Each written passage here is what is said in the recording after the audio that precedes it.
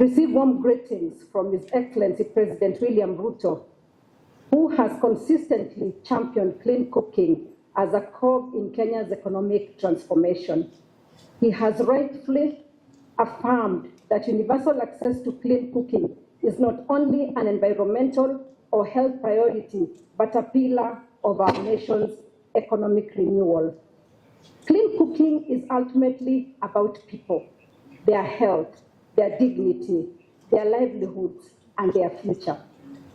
Every day we wait, lives are lost, and hopes deferred.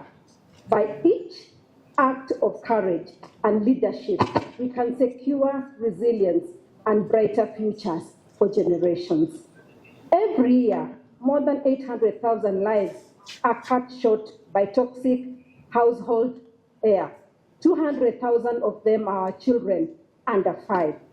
Behind these numbers are mothers carrying infants on their backs in smoke-filled kitchens, young girls missing school to fetch firewood, and forests stripped bare in the struggle to cook a single meal. Let us be clear, this crisis is solvable. Ladies and gentlemen, every step forward brings us closer to achieving not only health and equity, but also the Sustainable Development Goals, SDG 3 on health, SDG 5 on gender equity, SDG 7 on energy access, and SDG 13 on climate action. For less than 0.1% of global energy spending, which is equivalent to about $4 billion a year, Africa can achieve universal access to clean cooking.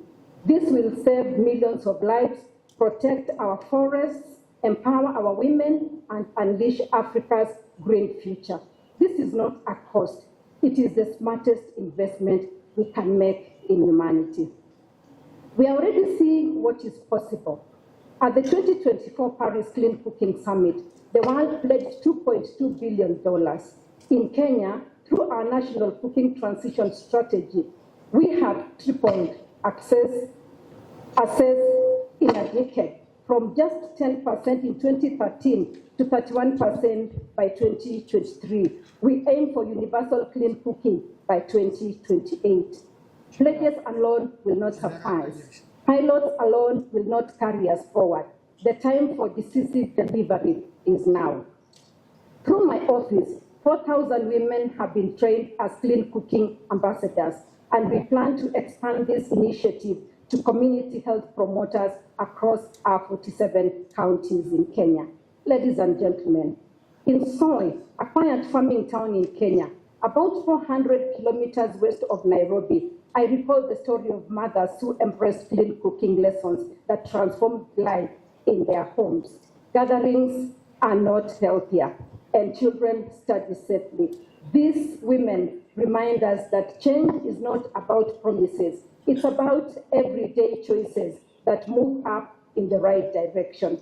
They represent millions of African mothers whose determination is the driving force behind the clean cooking agenda.